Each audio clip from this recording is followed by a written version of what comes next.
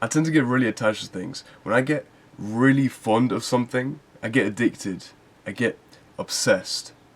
Alright, let me give you an example. Back in lockdown, when this was like the period where Fortnite was kind of popping off, and me and my friends used to play Fortnite a lot, like hours and hours on end, daily. And I got really good at the game. And eventually my friends started playing this game called Rainbow Six Siege.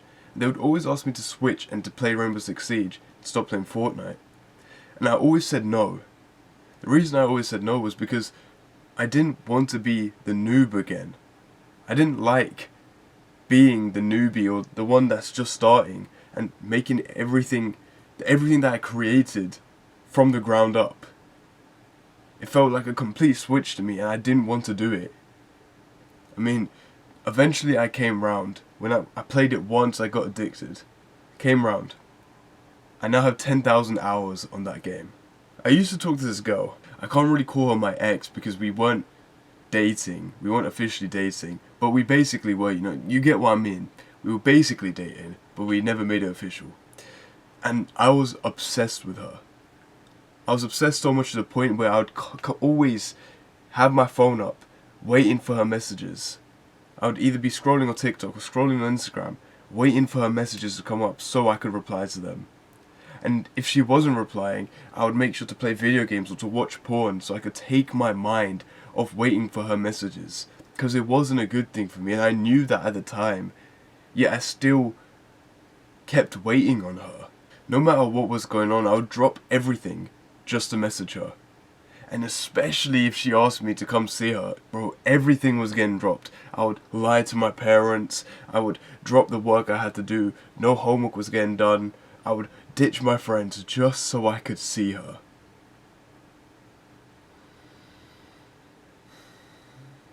She ended up cheating on me. Anytime I've gotten addicted to something, or obsessed with something, it's never served me well. Her excuse for cheating on me was, we weren't even together. I noticed that anytime I'm obsessed and addicted, something bad always happens with whatever it is that I'm addicted or obsessed to. And it's usually not a good thing. But the problem was that I didn't know where to direct that. I didn't know where to direct that clinginess other than to a girl, other than to bad habits. When our relationship ended, I was a mess. I would cry into my pillow every night. I would drink. I would jack off. I'd play video games. I'd do nothing productive. Because I felt like my entire life was over. She was the foundation that my entire life was on. She was my work, my purpose at the time. So when that purpose was gone, everything felt like it was crippling down. Everything felt like it was crumbling down right onto me. And it genuinely felt like there was no point of me trying to do anything anymore. I became nihilistic. My self-image was crippled. And I didn't want to move on because that meant I had to start all over again. And as we know from all the video games and everything, I don't like starting over again. So it was so scary to me to just move on and do my thing until I meet someone else. But I didn't think I could meet anyone better. I didn't think there was anyone out there who'd be better for me. Because my self-image was that I wasn't worth anything other than her. But I got over it. The same way I got over my porn addiction. The same way I got over my video game addiction. I got over it. And she was no longer important to me. She no longer held value to me. Do I regret how it played out? Of course not. Why would I? It put me in the place where I am now. And if that hadn't happened, I wouldn't have had the turning point to decide to make a change in myself. And that turning point, that decision to make the change, is what put me in the place I am today. So no, I don't regret how it played out. And this is supposed to help you, right? Because the amount of time that I wasted not figuring out that I needed this turning point, that I had this activation energy, I'm trying to stop you from wasting that time. Because it's so easy to figure out where it is, where that moment of exponential rise for you will be. You just have to focus and figure it out. Just based on your own situation. And now I have the experience to help people like you to figure out what it is and how to not fall down that rabbit hole that I fell down. So you can save your time and improve yourself quicker than I did. The reason it hurts, the reason we miss them, the reason we obsess is because we're so hung up on what could have been and who they were at the start than what actually is right now. So you have to think about it. We're so focused on the past and the future that we keep forgetting about what is actually happening in the present. So we need to direct our attention from the future and the past to the present. And we can do that through productive activities that can direct our focus to what we are doing right now, rather than thinking about what has happened or what will happen in the future.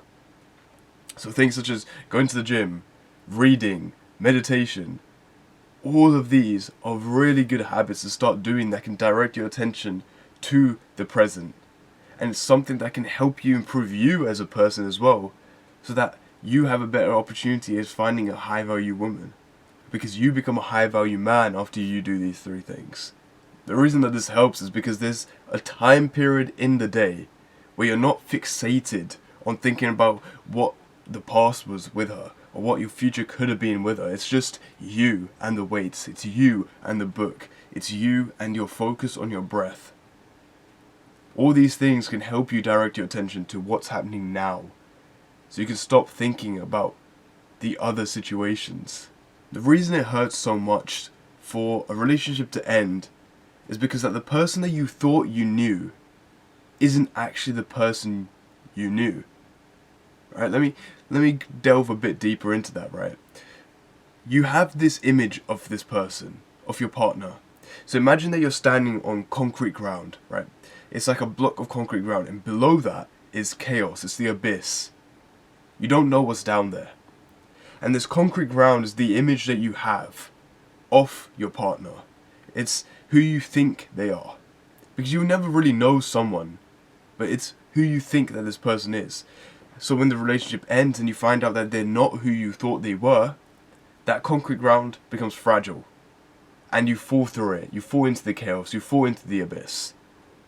And then once you fall into that abyss, you end up asking yourself questions like, did I even know them at all? Who even are they? And you start questioning everything. You start questioning your entire past with her and everything they did for you. And then here comes the bigger question. It's that if you trusted yourself that you knew who they were, and they're not who you thought they were, you then ask yourself the question, can I even trust myself? So you stop trusting yourself. You stop having a good self-image because you won't believe in yourself. And if you don't believe in yourself after the relationship ends, how do you expect to skyrocket any sort of potential you might have? An impediment to action advances action. What stands in the way becomes the way. I really want you to understand this quote because I feel like this is something that you can genuinely use to apply to every single problem that you encounter in your life. Every single shit situation that comes up in front of you, you can use this concept as a way to push past it. Okay? Listen, I know it's difficult. I know it's hard. But you should use that situation as a way to push through. As to push forward any problem that comes in front of you. Instead of shying away and turning around, look at it face on, stand up straight, shoulders back, and face whatever darkness that is in front of you. Because it's supposed to make you work harder. It's supposed to make you take action. And that's how you improve. That's how you move forward as an individual. And that's how you can move the entire world around you forward. And yeah, as I said, it might be difficult. It might be hard. You might feel like crying into a pillow. And I get that. But let me just ask you, what is it that you want? You want sympathy? Because I can give you sympathy. The people around you can give you sympathy. What is that mindset going to get you? What are you going to get by thinking, oh, woe is me, everything's so bad, oh, poor me? Like, people are out here to give you sympathy. But is that really what you want? If you're watching this video, I'm guessing not. So figure out a way to push your actions forward, to use that energy to turn yourself into the person who is hardworking, disciplined, and able to do the difficult things.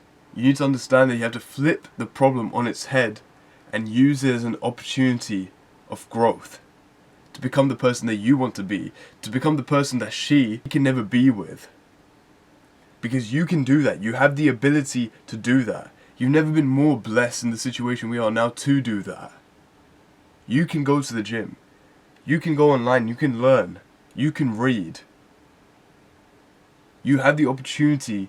You have all the facilities to help you improve yourself. You have all this potential. And you're deciding not to use it. Don't go cry on your pillow. Don't feel sorry for yourself. Pull yourself up. Because no one else is coming there to pull you up. Pull yourself up. And use that situation as a way to do the things that actually matter. When something shit happens in your life, something hard, something that hurts, something difficult, I want you to look at them as turning point moments in your life, right? If I was to describe it, I'm sure you've heard of parabola. It's like this kind of shape of a graph, right? Or the easy way to put it is a U-shaped curve, right?